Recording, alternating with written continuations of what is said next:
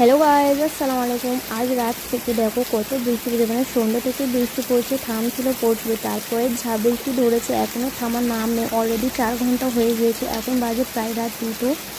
মানে এত জোরে বৃষ্টি পড়ছে যে থামার নাম নেই। তো কী হবে সকাল না হওয়া পর্যন্ত বোঝা যাবে না, দেখাই যাক সকালে কি হয়। হ্যালো বন্ধুরা, আসসালামু আলাইকুম। কেমন আছো সবাই? নতুন দিন নতুন ভিডিও নিয়ে চলে এলাম। তোমরা সবাই কেমন আছো অবশ্যই জানিও। আর আমাদের এখানে বৃষ্টির কারণে বন্যা হয়ে গেল। এর আগে পানি উঠেছিল, এতটা উঠেনি। আর একদিনের পানিতে আর একদিনের বৃষ্টিতে সারা রাত ধরে বৃষ্টি হয়ে এমন অবস্থা হয়ে গেছে যে বলার মতো না। এইগুলোতে সব জল উঠে গিয়েছে। তোমরা যারা যারা আমার ভিডিও দেখো অবশ্যই জানো যে এখানে কিরকম শুকনো হয়ে গিয়েছিলো, মানে বৃষ্টির পানিতে ডুবে গিয়েছিলো, ঠিক হয়ে গিয়েছিল। তো মেয়ে এখানে পুঁই শাক কেটে নিচ্ছে। আজকে খিচুড়ি করব, খিচুড়ি করার ইচ্ছা রয়েছে, কারণ ফ্রিজে কিছু 2 দিন আগেকারের মাংস ছিল, সেই মাংসটা দিয়ে খিচুড়ি করবো। আর এই 1 চুবড়ি রসুন কিনেছিলাম 60 টাকা কেজি। তোমরা অবশ্যই জানাবে এই 60 টাকা কেজি রসুন কেনাটা আমার লাভ হয়েছে কি লস হয়েছে। তো সবজি বলতে গেলে কিছুই নেই, এখানে পটল রয়েছে, একটা টমেটো রয়েছে দেখতে পাচ্ছ, আর ওই পুঁই শাক দিয়ে আলু দিয়ে এইগুলো দিয়েই খিচুড়িটা বানিয়ে নেবো। খিচুড়িটা আলাদা রান্না করব আর গরুর মাংসটা আলাদা কষা করব।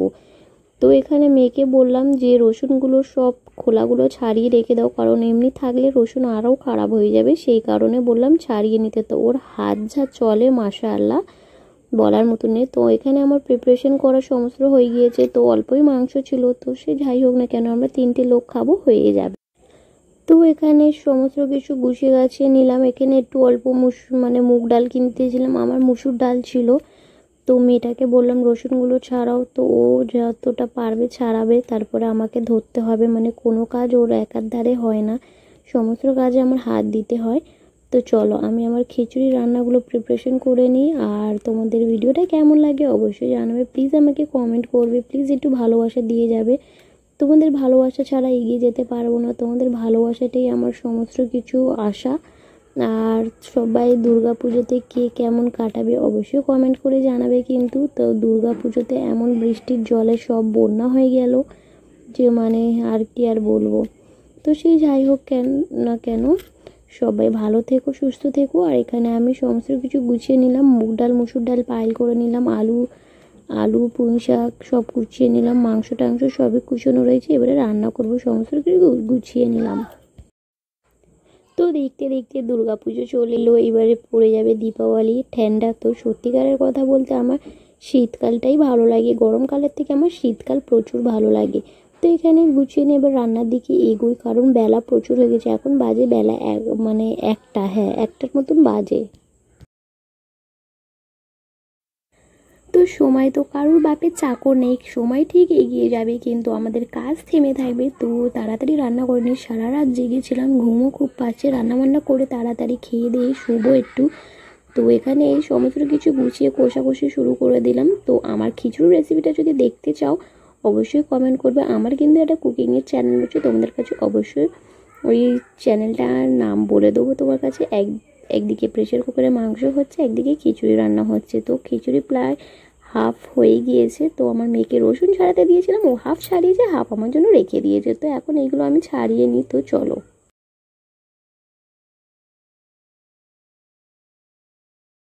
তো আমার জন্য একটুখানি রসুন হাফ রেখে দিয়েছিল, ও সব ছাড়াতে পারলো না। তো এখন আমি ওর বাবা বসে ছাড়িয়ে নিচ্ছে। এখানে অনেকগুলো খোলা বার হয়েছে, মানে রসুনের থেকে বেশি খোলা বার হয়েছে। তো এই রসুনগুলো ছাড়িয়ে রাখার একটাই কারণ হচ্ছে রান্নার সময় তাড়াতাড়ি হয়ে যাবে। এখানে তো ওনার দাদা নিয়েছিল কাঁচা লঙ্কা, শসা, টমেটো, লেবু, বেগুন নিয়েছিল। তো খিচুড়ির সাথে বেগুন খেতে ভালো লাগে, তো বেগুনগুলোকে ভেজে নেবো।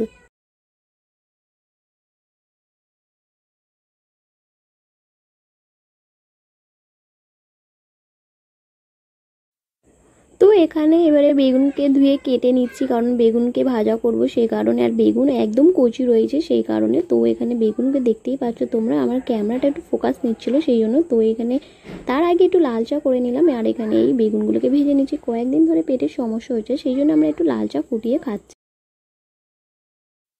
তো কি আর করা যাবে, তাই না? মানুষের শখের কোনো দাম নেই। তো মানুষের শখের দাম কোনো দাম নেই, আবার লাখ টাকা দাম। তো এখানে একটা রসুন দিয়ে দিলাম তরকারির মধ্যে, এই রসুনটা খেতে আমার প্রচুর ভালো লাগে। তো আমার বেগুন ভাজা প্রায় হাফ হয়ে গিয়েছে, তো এবারে গা হাত পা ধোবো, বাসন পেলা ধোবো, এবারে আমরা খেতে বসবো। তো আমার ভিডিওটা কেমন লেগেছে অবশ্যই জানাবে, কে কোথায় থেকে দেখছো তাও জানাবে, আর পুজোতে কি কেমন ঘুরেছো অবশ্যই কমেন্ট করবে। তো আমাদের এখানে পাশে পুজোর প্যান্ডেল হয়, লাইটিং হয়, মেলা টাইপের হয়, তো দেখি যদি যাই ভিডিও করব অবশ্যই। তো প্লিজ আমার চ্যানেলটাকে সাবস্ক্রাইব করে পাশে থেকো কিন্তু। আর দেখো কতটা তেল বার করে দিলাম চেপে চেপে আমি।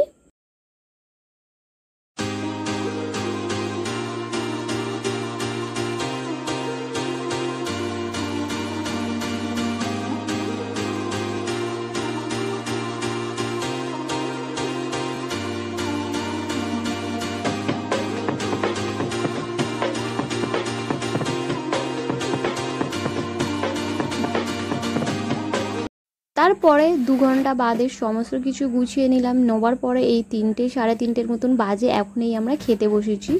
তো এখানে এই বর সালাদ দিয়ে দিচ্ছে আমাকে, আর এখানে গরুর মাংস রয়েছে, বেগুন ভাজা রয়েছে। তো আমাদের আজকে খাওয়া দাওয়া প্রচুর ভালো হয়েছে, জমিয়ে খাওয়া দাওয়া করেছি বৃষ্টির দিনে। তো তোমরা কে কেমন করে বৃষ্টির দিনগুলোকে কাটাও অবশ্যই জানাবে কিন্তু। আর প্লিজ চ্যানেলে নতুন হয়ে থাকলে প্লিজ চ্যানেলটাকে সাবস্ক্রাইব করে পাশে থাকবে কিন্তু। তো চলো আজকের খাওয়া দাওয়াগুলো কমপ্লিট করে নিই। আর কে কেমন আছো অবশ্যই জানাবে। এই বন্যাতে সমস্ত কিছু ডুবে গিয়েছে, কত গরিবদের কত কষ্ট, কত অসুবিধা, তাই না? খুব শীঘ্রই নতুন ভিডিও আবারও আসতে চলেছে, তো ততক্ষণের জন্য প্লিজ চ্যানেলটাকে সাবস্ক্রাইব করে নাও। আর অবশ্যই ভালো ভালো কমেন্ট করে যেও কিন্তু। তো আমরা এখানে গরম গরম খিচড়ি, বেগুন ভাজা, মাংস খাচ্ছি। তোমরা প্লিজ চ্যানেলটাকে সাবস্ক্রাইব করে পাশে থেকো।